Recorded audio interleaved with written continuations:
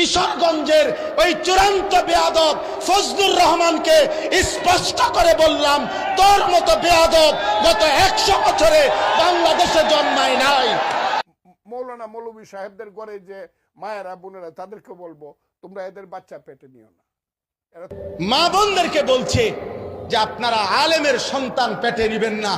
আরে বেটা বেয়াদব, তোর মতো বেয়াদবকে, তোর মা বাপকে যদি কোন আলেমে দিন বিয়ে না পড়াইতো, তো তুই ফজলুর রহমান কোন নেককার চরিত্রবান কোন পবিত্র নারীর ঘরে জন্ম নিতে পারতি না বেটা। তুই এখন মোল্লা চেনো না? ইসলাম এক জিনিস, মোল্লাতন্ত্র আরেক জিনিস। মোল্লাতন্ত্র কিন্তু ইসলাম নয়, ইসলাম কিন্তু মহান। মোল্লাতন্ত্র চিরদিন ইসলামকে ছোট করেছে। ইসলাম তোর আব্বার, ইসলাম তোর বাবার নাকি বেটা? হ্যাঁ, ইসলাম তুমি আনছো নাকি?